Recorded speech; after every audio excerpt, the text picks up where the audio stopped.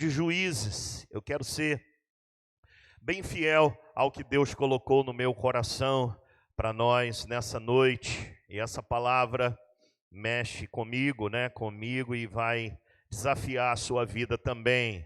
Glória a Deus. Livro de Juízes, capítulo 7. Juízes, capítulo 7. Amém? Nós vamos ler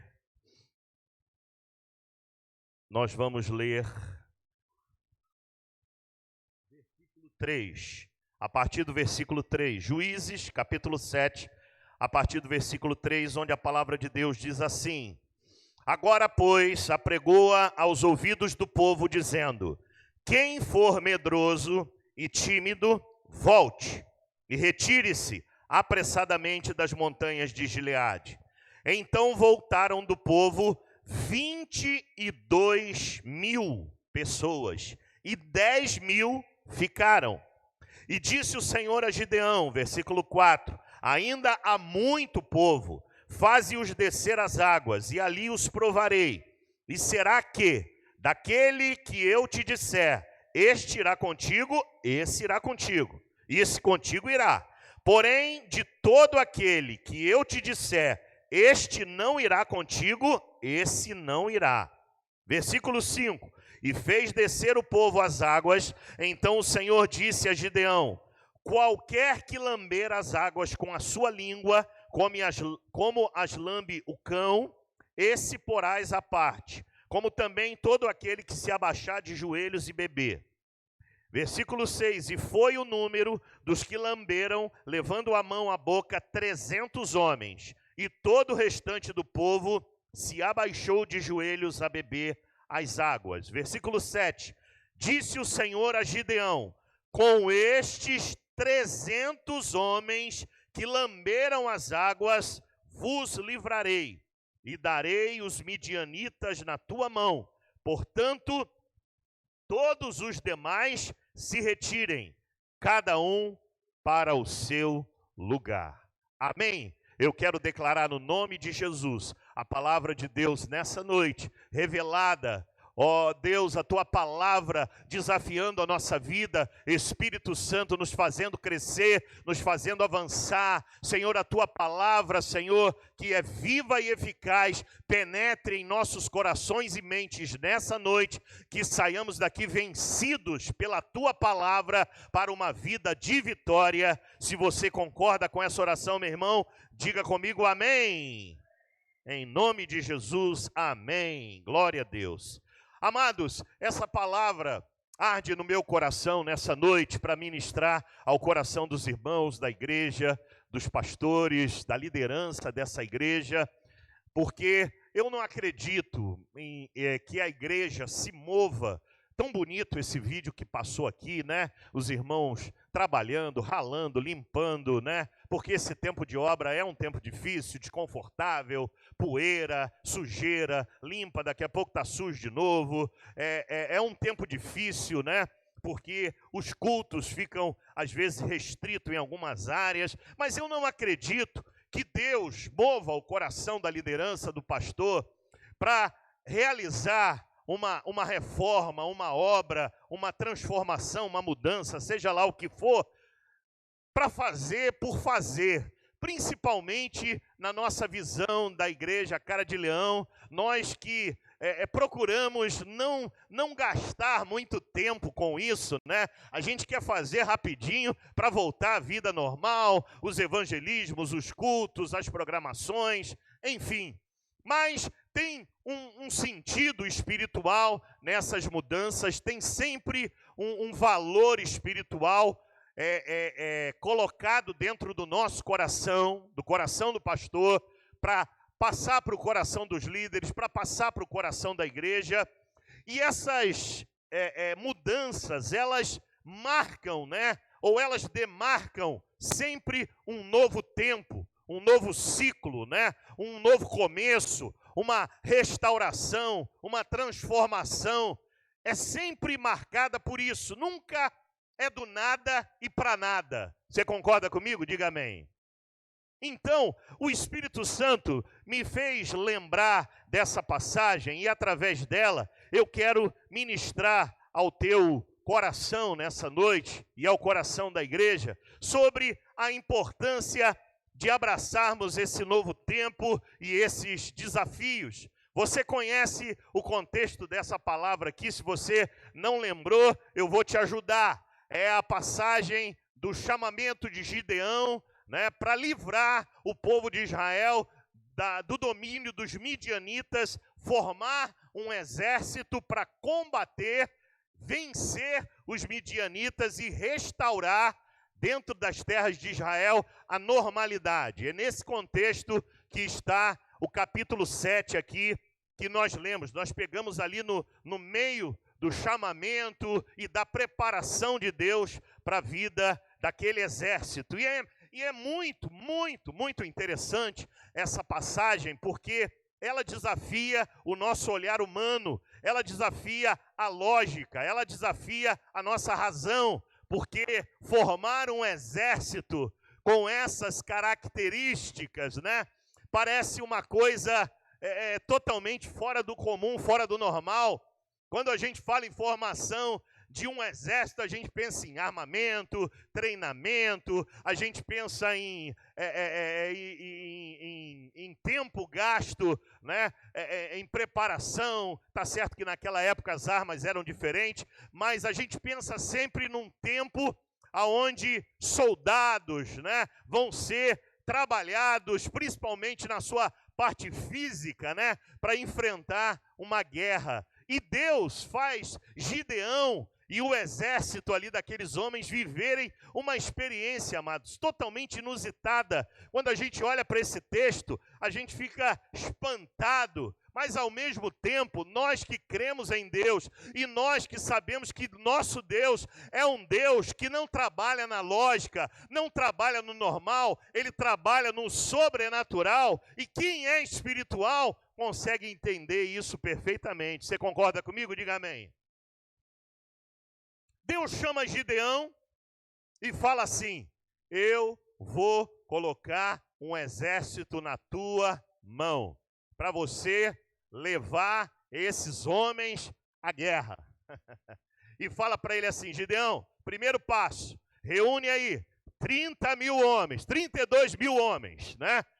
Chama aí, ó, eu preciso de homens para guerrear, para a preparação, para a peleja, e põe esse número aí, de 32 mil, com esse número que eu vou começar a tratar com você sobre esse assunto. Aí ele faz a convocação, o alistamento, vem aqueles homens todos, amados, ali para participar, e aí Deus, agora vamos ao segundo passo. Gideão, né? Vamos lá, eu vou te ensinar. Tem homem demais aí. Senhor, o senhor não mandou chamar 32? Chamei 32. Mas agora eu vou começar o treinamento, né? Vou começar a te ensinar. Tem homem demais. Dá um comando para esses 32 mil homens dizendo o seguinte, né? Primeira coisa que você vai fazer: quem for medroso, tímido, envergonhado, pode voltar para casa agora. Dá essa palavra de comando. Irmãos, negócio impressionante, né?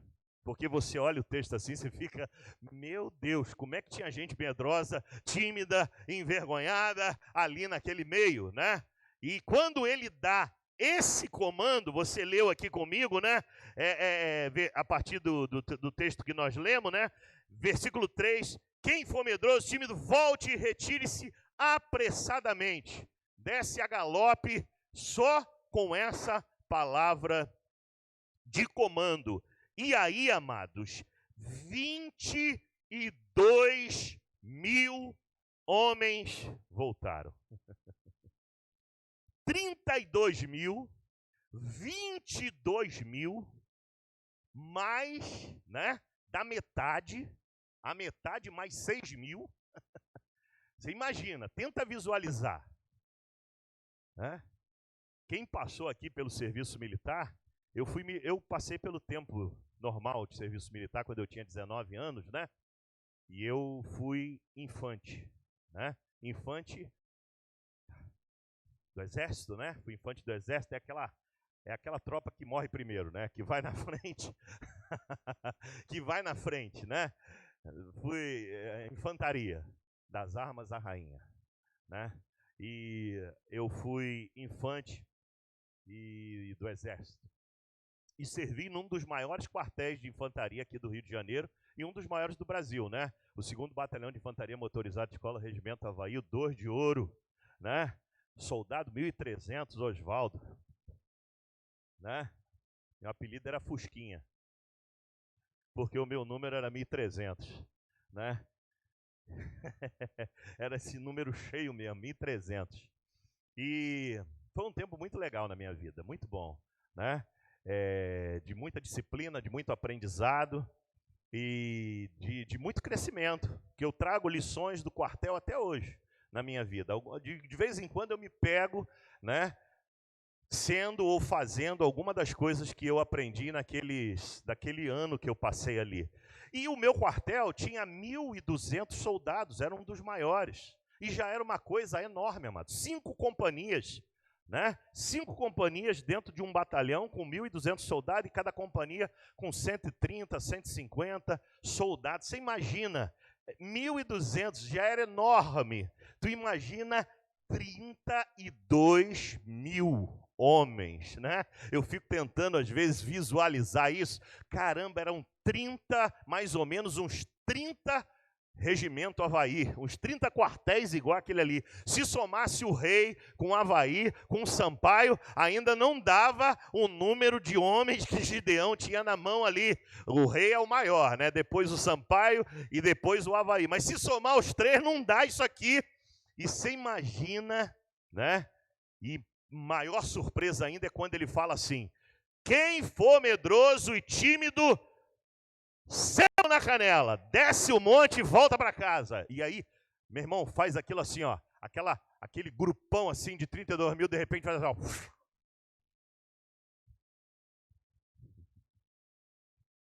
22 mil voltam para casa. Aí ficam 10 mil. Você imagina a cara de Gideão, meu irmão.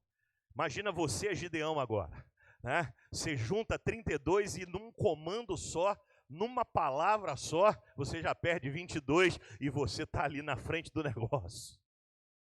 Olha só. Aí Deus chama Gideão para conversa. E aí, Gideão, como é que foi? Ele falou: Senhor, sabe os 32? Você ouviu, né? 22 foram embora, agora ficou 10. Aí Deus vira para ele e fala assim: Gideão, tem homem demais. É fácil para a gente, amado, porque a gente só está lendo a história e sabe o final. Mas imagina você viver isso na sua vida. Deus olha para ele e fala assim: tem gente demais. Peraí, Senhor, como assim tem gente demais? O Senhor manda eu chamar 32, eu chamo 32. O Senhor manda eu dar um comando, eu dou um comando. O de 32, 22 mete o pé, ficam 10 mil, né? Já é menos da metade. Aí o Senhor me chama para conversar e o Senhor diz para mim: tem gente demais? Tá, né? Acho que o Senhor trocou as bolas e tem gente de menos, né, Senhor? Não, Gideão, vai por mim. Tem gente demais. Vou te dar agora outra fase do treinamento, né? Outra fase do treinamento. Olha aí, amados, como é que Deus faz com a gente. Presta atenção na história. O que é agora, Senhor? O que eu vou fazer? Outra palavra? Não. Agora vai ser um treinamento prático. Pega esses 10 mil que sobraram e leva todo mundo para a beira do rio, lá, das águas, né? Eu tive o privilégio, amados, de ir em Israel, né, com a caravana dos pastores do Projeto Vida Nova, né? Já fazem aí uns 12 anos atrás, né? Ano que vem tem outra, hein? Ano que vem, caravana Cara de Leão. Tô até fazendo propaganda aqui dentro da mensagem, ó. Você que sonha em Israel, conhecer a Terra Santa e sonha em fazer isso do lado de pastores do Projeto Vida Nova, começa a orar e a pedir a Deus, né? Porque é uma experiência sobrenatural. Ninguém que vai em Israel volta do mesmo jeito. Você nunca mais lê a Bíblia da mesma forma que você lia. Parece que toda vez que você lê, você lembra dos lugares. Eu agora aqui estou lembrando, porque nós visitamos, né, esse lugar onde esses homens com Gideão foram às margens do rio. Que coisa maravilhosa, amados. A gente estava lá, foi uma tarde de um dia, nós passamos a tarde ali e o guia explicando todo aquele processo. É uma viagem maravilhosa. Cada lugar que você vai, pessoas contam a história bíblica e falam de detalhes, e é sensacional, sensacional, maravilhoso, né? E de vez em quando, depois que você vai a Israel, tem dia que você acorda com saudade de Israel. Olha que coisa linda. Tem dia que eu acordo assim, cara, que saudade, se eu pudesse eu ia para Israel agora, né? Os lugares onde Jesus passou, e cada pastor, né, nós fomos numa caravana de pastor e cada pastor pregava num lugar. Olha, eu tive o privilégio de ser escalado para pregar no Monte das Bem-aventuranças, ali onde Jesus reuniu o povo, e ali no Monte das Bem-aventuranças foi o meu lugar, onde eu ministrei a palavra e outros pastores, mas muito lindo, inesquecível. E nós estivemos lá nesse lugar, e aí Deus fala, leva esses 10.000 homens para ali. Presta atenção, é outra fase do treinamento. Agora você vai fazer o seguinte, você não vai falar, você não vai dar um comando, você só vai observar. Eles vão chegar nesse lugar cansado, com sede, e você vai ficar como líder observando, orienta aí aos capitães, e vocês vão fazer exatamente como eu falar. Quando esses homens se aproximarem desse rio, eles vão parar, você vai dar um comando, está liberado para beber água. E você vai observar, homens vão se jogar no chão, né? E vão começar a beber água com a própria mão. Olhando de um lado, olhando do outro, e outros homens vão se deitar, vão tirar a farda, vão lavar a cabeça, vão tirar o sachê de shampoo, o sabonete, vão escovar o dente, né? Vão relaxar, vão deitar. Você vai fazer o seguinte, são dois comportamentos distintos. Separa os que têm esse comportamento mais relaxado e separa os que têm esse comportamento mais atento. Que coisa é Deus, né, amados? Gideão não estava entendendo nada, mas ele fez como Deus estava falando. Você está comigo aí, amado? Está entendendo até aí? Diga amém. Aí ele observou. A maioria daqueles 10.000, exatamente 9.700 homens, fizeram o quê? Tiraram a farda, se jogaram dentro da água, né? Relaxaram, começaram a conversar, lavaram a cabeça, né? Ficaram, oh, que maravilha, depois de uma caminhada, depois de um dia e tal, 300 diferentes, distintos, chegaram próximo da água e ficava assim, ó, olhando de um lado, olhando para o outro, lambendo, que nem cachorro. Pode parecer impressionante, mas foi o critério que Deus adotou. Aí Gideão separa um grupo do outro, aí Deus chama ele. Agora, Senhor, está aqui, ó, 9.700 assim, 300 aqui. Com certeza na cabeça de Gideão, né? Deus vai dispensar os 300 e mandar os 9.700 botar a farda e caminhar. Aí Deus fala para Gideão assim, ó, eu não falei que tinha gente demais?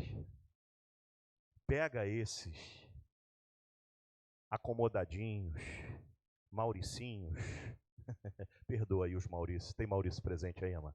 Pô, Maurício sofre com isso, né? Maurício e Patrícia, né? Ou quem carrega esse nome, né? De vez em quando sofre com isso. Mas não esquenta não, que eu também, Osvaldo. Você pode ver que todo personagem que é Osvaldo também, ou é motorista de táxi, ou é enrolador, né? Os caras gostam de Osvaldo, né? E misericórdia. E ninguém quer botar o nome de Osvaldo, mano.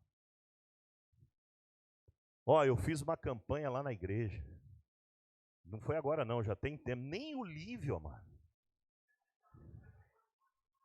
Filho homem que nasce e bota o nome de Osvaldo, eu dou de presente o enxoval do bebê. Completo. Nem assim. Só nasce Mateus, Lucas, hein? Pablo, Benjamim, Samuel. Aí o irmão falou assim, mas não tem um pacotinho melhor, pastor, assim, até a faculdade? Aí eu falei, irmão, até a faculdade tem que chamar Osvaldo Luiz Areza Araújo Neto. Aí, né, e me dá o registro de posse. Para ir até a faculdade, aí o preço é maior. Tem que adotar, né? Tô brincando. Mas nem com essa campanha, mano. Nem com essa campanha. E eu ainda luto lá, né? Quando nasce o neném, hoje nasceu a filha de uma, hoje foi menina. Mas quando nasce menino, eu falo Osvaldo, mas não dá. E nem como segundo nome o pessoal quer colocar, tipo Benjamin Osvaldo.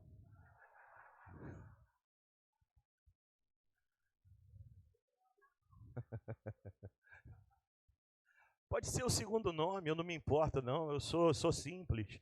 Eu aceito que outro nome seja primeiro. Nem meu filho quer. Nem meus filhos. Puxa vida, né? E eu me arrependo de não ter posto o Isaac de Osvaldo.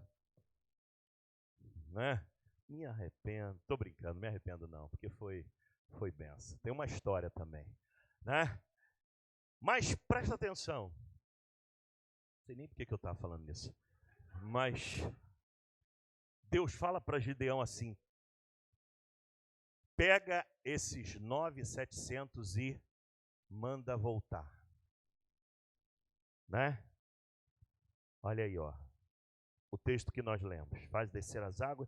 E foi o número dos que, versículo 7. Com esses 300 homens, versículo 7, que lamberam as águas, vos livrarei. E darei os midianitas na tua mão. Portanto, todos os demais se retirem, cada um para o seu lugar.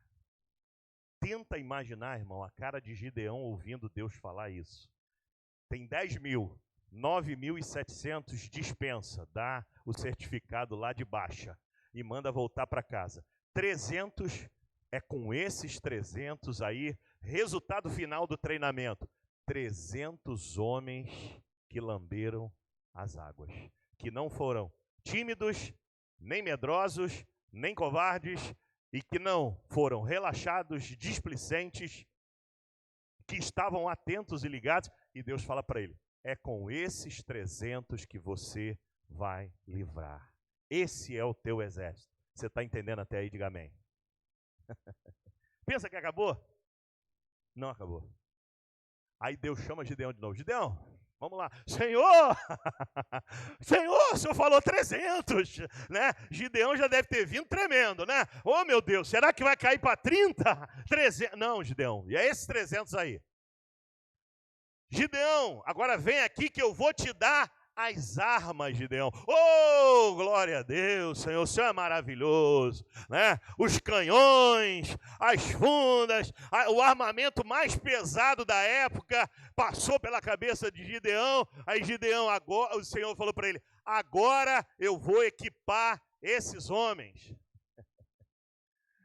E aí, Senhor, tu aí, fala aí, qual é o armamento para construir? Não, já está construído. O que é? Né? Você vai pegar um jarro, um jarro, uma tocha e uma trombeta. Sim, Senhor. Isso aí é para chamar o povo para reunião. Agora a arma que o Senhor falou. Não, isso aí é a arma.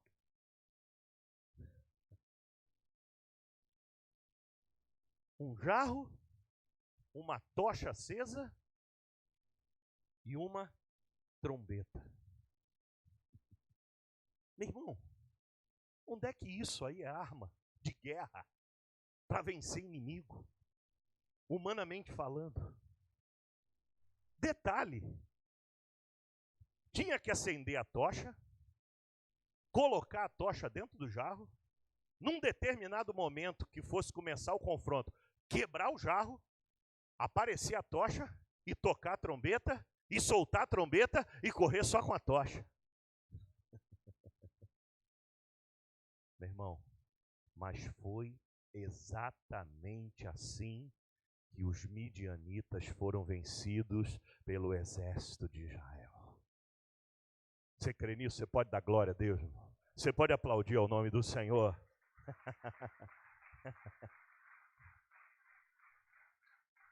Agora eu quero ministrar para você o que o Espírito Santo tem me ensinado sobre isso e plantar essa semente no teu espírito nessa noite.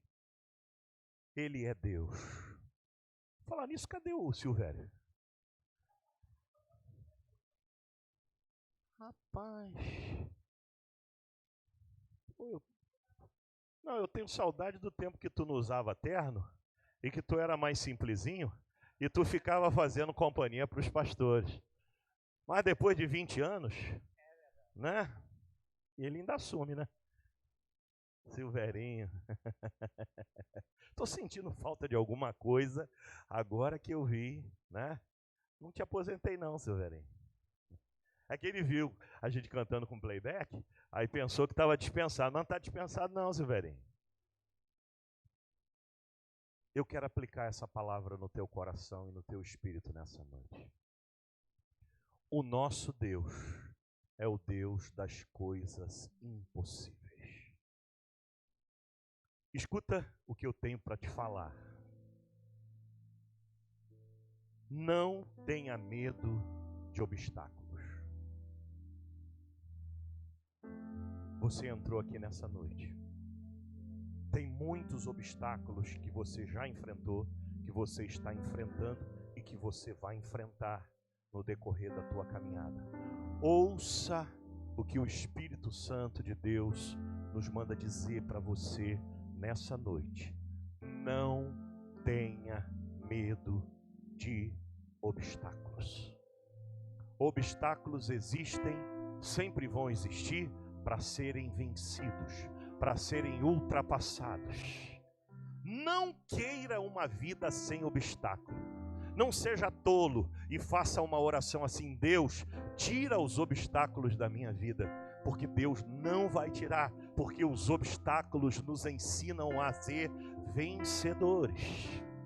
Jesus, quando orou por nós a Deus, ele disse: Senhor, eu não os peço que os tire do mundo, mas eu oro, Senhor, para que o Senhor os livre do mal. Eu não peço que tire as dificuldades, mas que ensine eles a vencerem as dificuldades. O nosso Deus não precisa de muita coisa, de cada um de nós. Ele só precisa da nossa disponibilidade. Não tenha medo dos obstáculos. Eu vou dizer uma coisa que você tem que ter medo. Que isso, pastor? A Bíblia manda eu jogar fora todo medo, lançar fora de mim, né? Porque aquele que ama não teme, né? Não tem medo de nada. Eu vou dizer uma coisa. Não tenha medo dos obstáculos, mas tenha medo de desistir. Tenha medo daqueles que desistem. Deus não nos chamou para desistência. Deus nos chamou para avançar. Deus nos chamou para permanecer. Irmãos, eu tenho quase 40 anos de evangelho. Quase 40 anos de evangelho. Desde o dia 28 de outubro de 1984, eu prego o evangelho pela graça e pela misericórdia de Deus. Eu tinha 16 anos de idade quando preguei o evangelho pela primeira vez para um público, para uma igreja na minha vida. João capítulo 10, Jesus o bom pastor, e eu tremia igual vara verde. Mas daquele dia até hoje, e já se vão aí quase 40 anos pregando o evangelho do Senhor Jesus. Imagina quantos obstáculos eu já passei. Quantas dificuldades eu já venci pela graça e pela misericórdia do Senhor. Por quantas dificuldades eu já passei como crente, como líder, como pastor, como pai, como marido, como irmão, como filho. Deixa eu ensinar para você, não tenha medo dos obstáculos, e sim da desistência. Se alguma coisa precisa você tomar cuidado, tome cuidado para não desistir, porque quem desiste tem muita dificuldade de retomar. Quantas pessoas preciosas passaram pela nossa vida e por causa dos obstáculos, ao invés de vencerem e avançarem, elas desistiram e retroagiram. E hoje não conseguem mais voltar, nem no nível que estavam, quanto mais num nível mais avançado em Deus.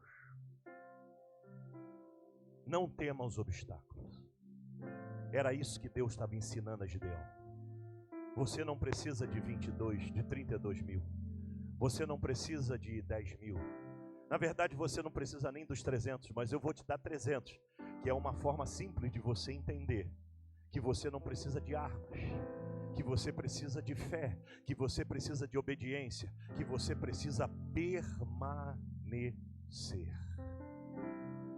Em nenhum momento Gideão desiste. Ele discute com Deus. Em nenhum momento ele diz: Senhor, não dá para mim não. Isso aí que o Senhor quer fazer, chama outro, porque não dá para mim. Em todo tempo ele faz aquilo que Deus manda ele fazer. Não tenha medo dos obstáculos, e sim da desistência. Decida, meu irmão, seguir para aquilo que Deus te chamou. Essa igreja está começando um novo ciclo, um novo tempo. Decida seguir pelo caminho que Deus te chamou para seguir. Não perde o teu foco. Não olha para a direita, não olha para a esquerda, não olha para trás, não olha para o lado. Siga no propósito de vida que Deus estabeleceu para você. E Deus te chamou para você caminhar. Decida seguir. Permaneça naquilo que você está seguindo. Permaneça, porque vai ter gente do teu lado que vai desistir e vai encostar e vai abraçar você e vai te pegar pela mão e vai dizer assim: desiste junto comigo. Olha, não deu para mim, não vai dar para você também não. Permaneça firme. Imagina, irmãos, o que era para aqueles 10 mil vendo 22 mil voltar. Não era o contrário, amados, 22 ficando e 10 indo. Eram 10 ficando e 22 saindo. Imagina para aqueles 10 mil o conflito na mente, no coração. Caramba, será que os caras estão certos? Será que eles estão no caminho certo? Será que eles estão fazendo a coisa certa e eu estou fazendo a coisa errada? Caramba, é muita gente desistindo. Imagina o que era para aqueles 300 vendo 9.700 voltando. Caramba, já foi 22, agora mais 9.700. Que isso? É muita gente convicta. Mas deixa eu te dizer uma coisa, amados. Permaneça quando outros desistirem. Permaneça. Se você é fiel, permaneça fiel. Se você é leal, permaneça leal. Se você é valoroso, permaneça valoroso. Se você é obediente, permaneça obediente. Se você é corajoso, permaneça corajoso. Se você é ousado, permaneça ousado. Permaneça. Suporte quando outros saírem. Suporte. Porque tem grande valor a sua obediência. Jesus, ele disse que a porta dos céus é estreita e largo o caminho que conduz à perdição.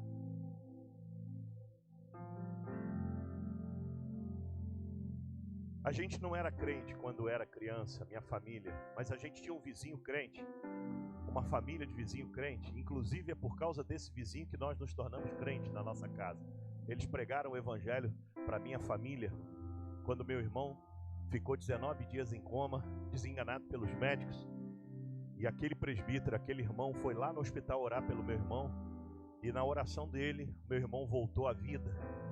E daquele dia minha mãe se converteu e depois nós fomos nos convertendo. Deus fez uma obra linda na minha família. E eu me lembro que a gente frequentava a casa desse vizinho. Eu era bem garoto. E eu frequentava a casa desse vizinho, tinha uns 10 anos de idade. E esse vizinho tinha um quadro na sala da casa dele.